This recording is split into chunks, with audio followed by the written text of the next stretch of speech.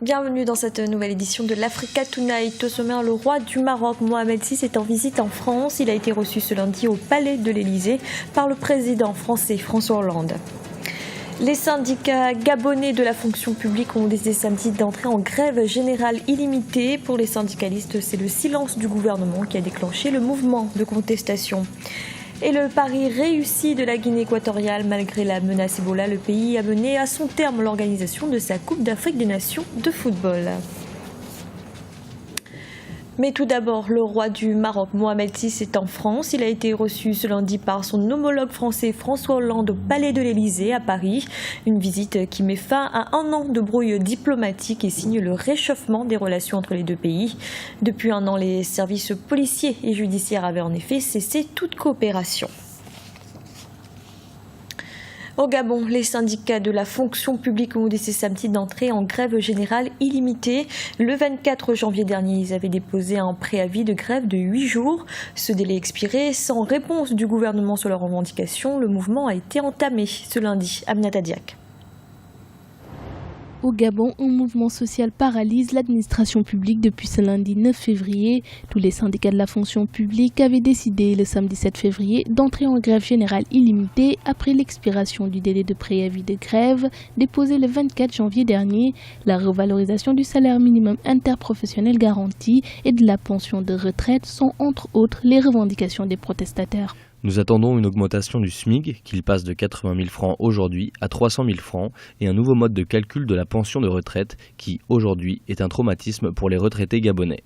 Et également la mise en place de l'indemnité de service rendu, qui est payée aux contractuels, mais pas aux agents de la fonction publique. Pour rassurer les syndicalistes, le gouvernement a reçu une délégation ce lundi afin de trouver une solution à la crise. Les autorités promettent d'examiner la faisabilité des différentes requêtes. Pour tenter de désamorcer cette grève générale illimitée, le Premier ministre, le professeur Daniel Onaondo, et les responsables des centrales syndicales ont ouvert de nouvelles négociations qui ont en réalité accouché d'une souris. En effet, le Premier ministre dit refuser de conduire un gouvernement qui s'exécute aux injonctions des syndicats, mais s'engage plutôt à analyser la faisabilité des revendications syndicales qui, à ce jour, tournent essentiellement autour de l'application du nouveau système de rémunération. Le gouvernement dit avoir débuté le travail autour de la faisabilité de cette augmentation, mais en tenant compte de la nouvelle donne économique. Les revendications des fonctionnaires sont importantes dans un contexte où l'économie gabonaise subit de plein fouet la chute des cours du baril de pétrole.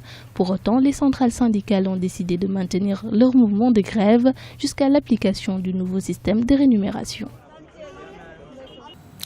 Dans l'actualité également, le groupe Al-Shebab a revendiqué ce lundi l'assassinat du député somalien Abdoulaye Kayad Bar, abattu dimanche alors qu'il quittait son domicile pour se rendre au Parlement à Mogadiscio.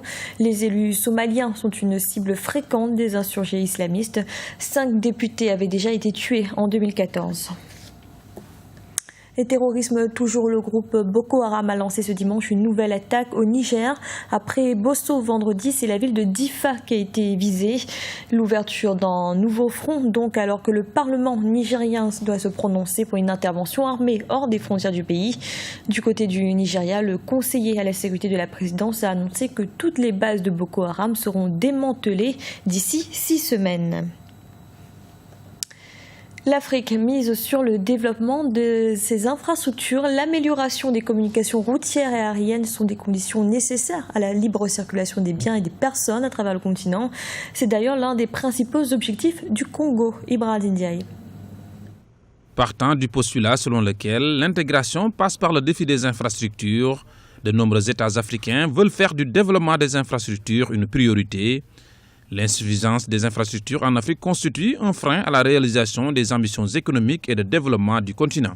Notre pays, à travers l'œuvre du président Denis Sassou Nguesso, s'est attelé sur la mise en place de ce qui manque pour le continent, donc qui manque pour l'Afrique et qui manque pour le Congo, donc la mise en place des infrastructures de base. Parce que nous qui sommes au centre du continent, c'est un puzzle, un maillon du puzzle. Et si le Congo manque d'infrastructures de communication, par exemple, c'est un point bloquant entre le nord et le sud du continent, même au niveau de la sous-région. Vous pouvez venir du Cameroun et vous ne passerez pas en République démocratique du Congo pour aller en Afrique australe, par exemple, ou en Afrique du Sud.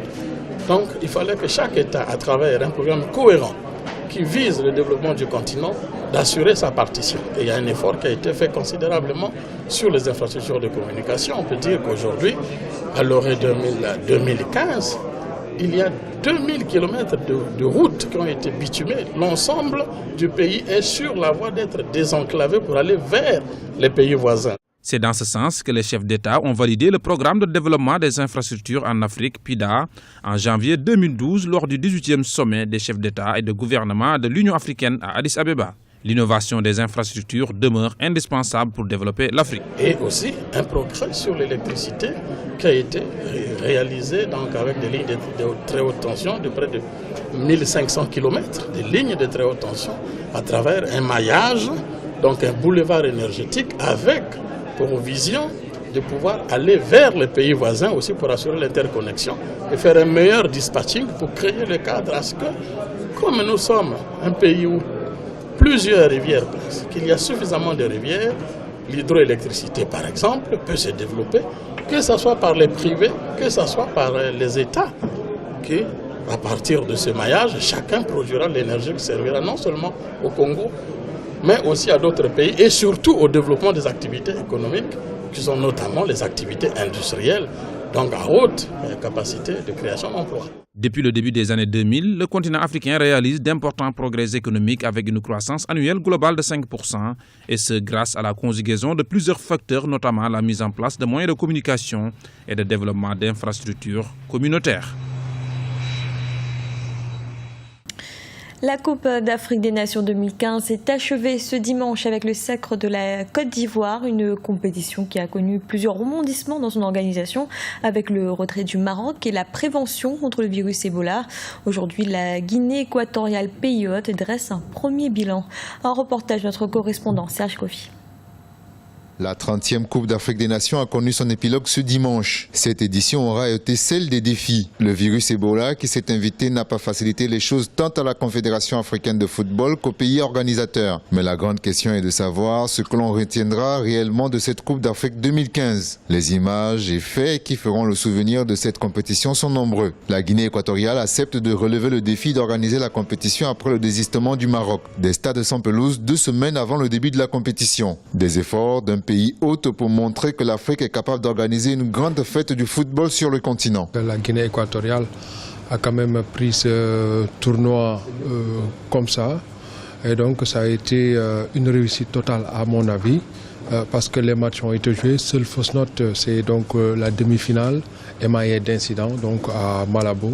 Mais bon, il faut composer avec, c'est le football qui est comme ça, et on a vécu ce fait à Malabo, c'était malheureux, mais bon, d'une manière générale et sur le plan sportif, vraiment la compétition a été une réussite, et encore une fois, félicitations aux organisateurs. Les surprises de cette CAN 2015 seront du côté du jeu. On misait plutôt sur des favoris tels que le Cameroun et l'Algérie. Ces équipes n'ont pas fait preuve d'une maîtrise des événements et n'ont pas atteint le second tour. Nul ne misait sur la Guinée équatoriale qui pourtant est arrivée en demi-finale. Le niveau du jeu a-t-il été à la hauteur de la compétition? Ouais, je crois qu'il y a eu beaucoup de spectacles. Je ne peux pas vous dire là actuellement le nombre de buts marqués, mais je crois que bon, on a une belle moyenne, d'autant plus que depuis le début de tour à élimination directe, il y a eu beaucoup de buts. À partir des quarts de finale, il y a eu beaucoup de buts. C'est vrai qu'en poule, c'était un peu plus serré parce que tout le monde faisait des calculs pour pouvoir passer au prochain tour. Mais je crois qu'il y a eu du spectacle sur le terrain. Il y a eu des joueurs qui se sont révélés, certains qui ont confirmé leur talent. Donc voilà, je crois qu'en tant qu'observateur, je crois qu'il y a eu du spectacle, il y a eu du beau jeu également. Le niveau de jeu était très élevé. Quand je prends des matchs comme Côte d'Ivoire, Algérie par exemple, c'était un match de très haut niveau. Ghana, Afrique du Sud, Ghana, Sénégal, Algérie aussi. C'était des matchs qui ont tenu en haleine le public, c'était des matchs qui étaient véritablement élevés. On a vu le score également, on a vu les acteurs se démerder sur le terrain. Donc je crois que d'un point de vue global, on va dire qu'il y a eu du spectacle, il y a eu vraiment du jeu. La Coupe d'Afrique des Nations 2015 sera finalement celle de la consécration des éléphants de la Côte d'Ivoire. Face à 2 échecs en finale ces 10 dernières années, l'histoire a fini par choisir son camp. Les observateurs avertis n'hésiteront pas à déclarer que ce sont les surprises qui font la beauté du football qui reste avant tout un jeu. Et sachez qu'en Égypte, 19 personnes sont mortes en marge d'un match de football ce dimanche. Les décès seraient dus à une bousculade. Cet événement fait écho au drame de Port Saïd il y a 3 ans où 74 supporters avaient perdu la vie quand la police avait laissé s'affronter les fans de 2 clubs rivaux. C'était le journal de la rédaction. Merci de l'avoir suivi. Retrouvez dans un instant une nouvelle édition de l'information.